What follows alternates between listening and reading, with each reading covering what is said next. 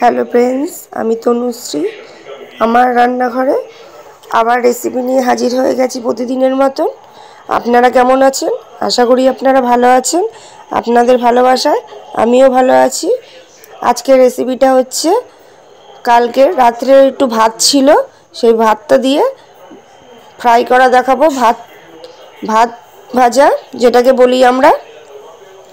তার জন্য আমার মশলা থালিতে দেখুন কি কি আছে: চিনি, হলুদ, নুন, কাটা পেঁয়াজ, ডিম, কাঁচা লঙ্কা, ফোড়ন দেওয়ার জন্য আছে সর্ষে, কাঁচা শুকনো লঙ্কা। কড়াইয়ের মধ্যে তেল দিয়ে দিলাম। কড়াই বসিয়ে আগে থেকে তেলটা গরম হওয়ার জন্য একটু সময় নেব। তেল গরম হয়ে গেছে, ফোড়ন দিয়ে দিলাম সর্ষে আর শুকনো লঙ্কা।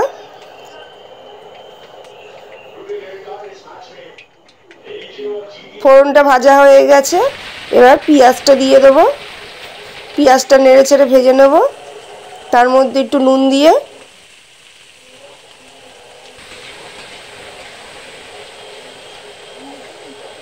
পেঁয়াজ ভাজতে ভাজতে হলুদটাও দিয়ে দিলাম,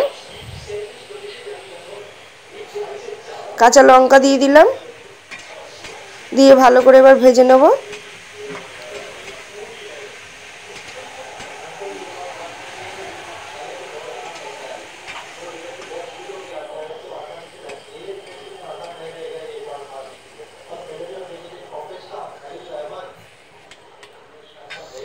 পেঁয়াজ ভাজা হয়ে গেছে, এর মধ্যে ডিম ফাটিয়ে দিয়ে দেবো।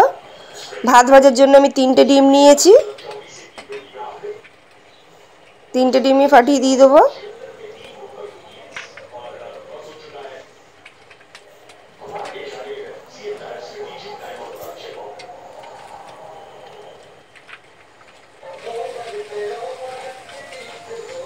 ডিমটা দিয়ে ভালো করে এবার ভেজে নেব। ঝুড়ো ঝুড়ো করে একদম ভাজবো। ডিমটা নাড়াতে নাড়াতে ঝুড়ো ঝুড়ো মতন হয়ে যাবে ডিমটা।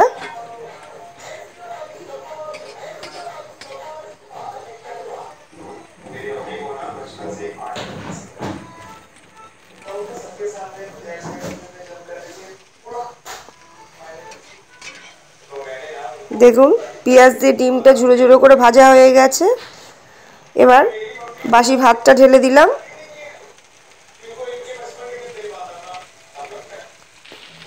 নাড়িয়ে চাড়িয়ে ভালো করে মিলিয়ে নেব, যাতে ভাতটা পুরোটা মিশে যায় পেঁয়াজ ডিম সব কিছুর সাথে।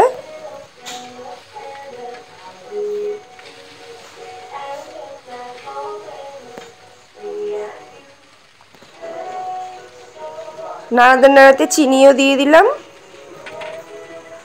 ফের ভালো করে মিশিয়ে নেব চিনিটা দিয়ে ভাতটাকে।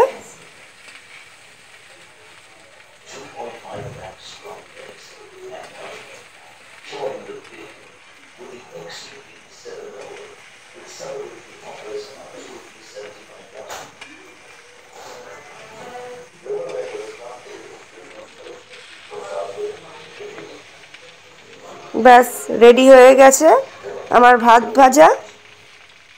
খুব সিম্পল একটা রেসিপি, স্ন্যাক্স হিসাবে খুব ভালোই লাগবে। আপনারা বাড়িতে একদিন করে দেখতেই পারেন। বাড়িতে ভাত যদি বেঁচে থাকে কোনো দিন, এরকমভাবে আশা করি আপনাদের খুব ভালো লাগবে। প্রতিদিনের মতন ভালোবেসে লাইক, শেয়ার, সাবস্ক্রাইব করে দেবেন ফ্রেন্ডস। ভালো থাকবেন, সুস্থ থাকবেন। Thank you.